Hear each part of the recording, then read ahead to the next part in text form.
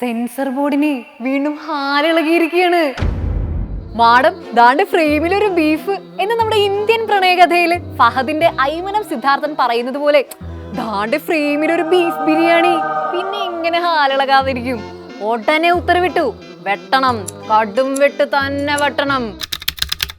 അതിപ്പോ റിയൽ ലൈഫിലായാലും അങ്ങനെ ഇപ്പൊ ഇന്ത്യ മഹാരാജ്യത്തെ ആരും ബീഫ് ബിരിയാണി കഴിക്കണ്ട.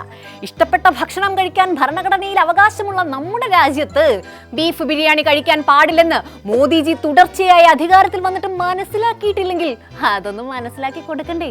സെൻസർ ബോർഡ് അത്രേ ചെയ്തു. അതിനാണ് ഇങ്ങനെ ബഹളം വെക്കുന്നത്.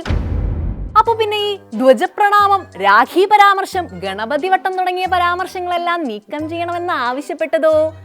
അത് പിന്നെ സാംസ്കാരിക സംഘടനകളെ ഇകഴ്ത്തിക്കാട്ടുന്നത് അനുവദിക്കാനാകുമോ? ഇല്ല.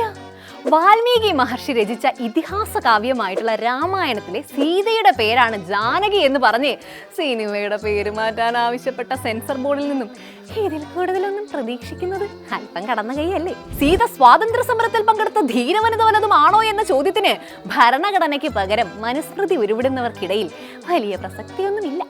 ആദ്യത്തെ ബഹിരാകാശ യാത്രികൻ ഹനുമാനാണെന്ന് പറയുന്ന സംഘമാണേ നടി ധരിച്ച ബിക്കിനിയുടെ നിറം കാവിയാണെന്ന് പറഞ്ഞ് വിവാദമുണ്ടാക്കിയവരാണ്. അപ്പൊ പിന്നെ നമുക്ക് എന്താണെങ്കിലും ഇപ്പൊ തിരിച്ച് ബിരിയാണിയിലേക്ക് തന്നെ വരാം. കിട്ടാത്ത ബിരിയാണി പുളിക്കും എന്നുള്ളതാണ് സത്യത്തിൽ സംഘജീവികളുടെ ഒരു ആറ്റിറ്റ്യൂഡ്. ഓർമ്മയില്ലേ, നയൻതാര കേന്ദ്ര കഥാപാത്രമായി എത്തിയ അന്നപൂരണി എന്ന ചിത്രം മതവികാരത്തെ വ്രണപ്പെടുത്തിയെന്ന് ആരോപിച്ചുകൊണ്ട് നെറ്റ്ഫ്ലിക്സിൽ നിന്ന് നീക്കം ചെയ്തത്? ചിത്രത്തിൽ ക്ഷേത്രപൂജാരിയുടെ മകളായ നായിക നയൻതാര ബിരിയാണി പാകം ചെയ്യുന്നു, പാചകത്തിന് മുൻപ് ഹിജാബ് ധരിച്ച് നിസ്കരിക്കുന്നു. അതും പോരാതെ ചിത്രം പ്രോത്സാഹിപ്പിക്കുന്നു. പക്ഷെ ഈ രംഗങ്ങളൊന്നും സെൻസർ ബോർഡിന്റെ കണ്ണിൽപ്പെട്ടില്ല. കത്രിക വെക്കാതെ ചിത്രം നേരെ അങ്ങ് തിയേറ്ററിലെത്തി. തിയേറ്ററിൽ പരാജയമായ ചിത്രമാണെങ്കിലോ OTT വന്നപ്പോഴാണ് പലരും ഒളിഞ്ഞിരിക്കുന്ന അപകടങ്ങൾ കണ്ടെത്തിയത്. ഹിന്ദുമതത്തെ അവഹേളിക്കുന്നുവെന്ന് മനസ്സിലാക്കിയവരുടെ മതവികാരം വ്രണപ്പെട്ടു. നടിക്കും സംവിധായകനും എന്തിന് നിർമ്മാതാക്കൾക്കുമെതിരെ വലതുപക്ഷ സംഘടനകളുടെ പരാതിയിൽ കേസെടുത്തു. ചിത്രം OTTയിൽ നിന്ന് നീക്കം ചെയ്യാൻ നിർമ്മാതാക്കൾ നിർബന്ധിതരായെന്ന് മാത്രമല്ല, ചിത്രത്തിൽ അഭിനയിച്ച നയൻതാര വരെ മാപ്പും പറഞ്ഞു. അതോടെയാകണം ഭക്ഷണത്തിൽ അല്പം ശ്രദ്ധിക്കണമെന്ന് സെൻസർ ബോർഡിന് വെളിപാടുണ്ടായത്. ഇത്തവണ എന്താണെങ്കിലും അതുകൊണ്ട് സ്ക്രീനിൽ ബീഫ് നിരോധനം ഏർപ്പെടുത്തിയിട്ടുണ്ട്. രാജ്യത്തെ ആദ്യ സ്ക്രീൻ ബീഫ് നിരോധനം. ആഹാ. ഇതര മതസ്ഥരോടും അവരുടെ ജീവിത രീതികളോടും സംസ്കാരത്തോടും മാത്രമല്ലട്ടോ ഇക്കൂട്ടർക്ക് അസഹിഷ്ണുത. ഓർമ്മകളെ, സ്വന്തം ചരിത്രത്തെ പോലും അവർ ഇക്കൂട്ടർ ഭയക്കുന്നുണ്ട്. അതിന്റെ പ്രതിഫലനമായിരുന്നല്ലോ 2002 ഗുജറാത്ത് വംശഹത്യയെ പരാമർശിച്ചത് ഉൾക്കൊള്ളാനാവാതെ എമ്പുരാൻ എന്ന ചിത്രത്തെ വെട്ടിക്കൂട്ടാനായിട്ട് നിർദ്ദേശിച്ചത്. 1ഉം 2ഉം അല്ലേ, 24 വെട്ടുകളായിരുന്നു എമ്പുരാന് മേലെ വീണത്. ഇവിടെ കത്തിവെക്കുന്നത് ആവിഷ്കാര സ്വാതന്ത്ര്യത്തിന്റെ കടക്കലാണ്. എന്നും തങ്ങൾ ആഗ്രഹിക്കുന്നത് മാത്രമേ ജനങ്ങളിലേക്ക് എത്താവൂ എന്ന വാശിയുള്ളവരാണ് ഫാസിസ്റ്റ് ഭരണകൂടങ്ങൾ. രാജ്യത്തിന്റെ സമാധാനം കാത്തു സൂക്ഷിക്കുന്നതിനായി അധികാരത്തിലേറിയ ഹിറ്റ്ലർ ദി പ്രൊപ്പഗാൻഡ മിനിസ്ട്രി എന്ന നവീന ആശയം മുന്നോട്ട് വെച്ചത് ചരിത്രത്തിൽ പറയുന്നുണ്ട്.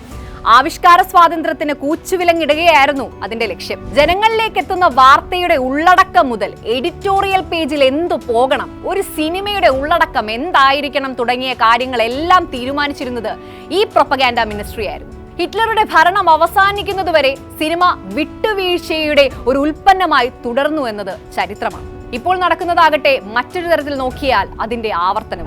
പ്രത്യക്ഷത്തിൽ ഇന്ത്യയിൽ നാസി ഭരണകൂടത്തിനുണ്ടായിരുന്നത് പോലൊരു പ്രൊപ്പഗാൻഡ മിനിസ്ട്രി ഇല്ല. പക്ഷേ ആ ദൗത്യം സെൻസർ ബോർഡിലൂടെ ഇവിടുത്തെ ഹിന്ദുത്വ ഭരണകൂടം കൃത്യമായി നടപ്പാക്കുന്നുണ്ട്. അതിന്റെ അവസാനത്തെ ഉദാഹരണമാണ് സ്ക്രീനിലും ബീഫ് നിരോധനം ഏർപ്പെടുത്തിക്കൊണ്ടുള്ള ഹാൽ എന്ന ചിത്രത്തിന് നേരെയുള്ള സെൻസർ ബോർഡിന്റെ കടും വിട്ട്. ഹാലും എമ്പുരാനും ജാനകി വേഴ്സസ് സ്റ്റേറ്റ് ഓഫ് കേരളയും മാത്രമല്ല, my name is Khan, PK, Padmaavat, Santosh തുടങ്ങി തീവ്ര വലതുപക്ഷ രാഷ്ട്രീയത്തിനെതിരെന്ന് തോന്നുന്ന ചിത്രങ്ങൾക്കെതിരെയെല്ലാം സംഘാംഗങ്ങൾ അണിനിരന്നിട്ടുണ്ട്. ചരിത്രം തിരുത്തി എഴുതുക എന്നുള്ളത് ചരിത്രം അവകാശപ്പെടാനില്ലാത്ത ഭരണകൂടത്തിന്റെ പതിവ് നീക്കങ്ങളിൽ ഒന്നു മാത്രമാണ്. ആ ഭയത്തിൽ നിന്നാണ് തങ്ങൾക്കെതിരായ എല്ലാ നീക്കങ്ങളെയും, അതെത്ര വലുതാണെങ്കിലും ചെറുതാണെങ്കിലും അടിച്ചമർത്തണമെന്ന ചിന്ത മുളപൊട്ടുന്നത്. ഇൻക്ലൂസീവ് പൊളിറ്റിക്കൽ സിസ്റ്റം ആണെങ്കിൽ മാത്രമേ വിയോജിപ്പുകളെയും ഉൾക്കൊള്ളാനാകൂ, തെറ്റുതിരുത്തി മുന്നോട്ട് പോകാനാവും. അതൊരു ജനാധിപത്യ ഇടമാണ്.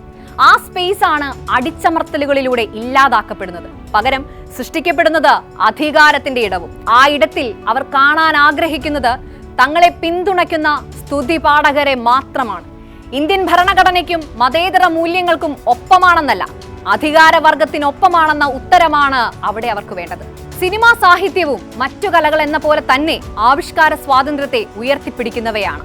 സ്വാഭാവികമായും അതിനൊരു മാസ് ഓഡിയൻസിനെ സ്വാധീനിക്കാനാവുമെന്ന് ഭരണകൂടത്തിന് നന്നായിട്ടറിയാം.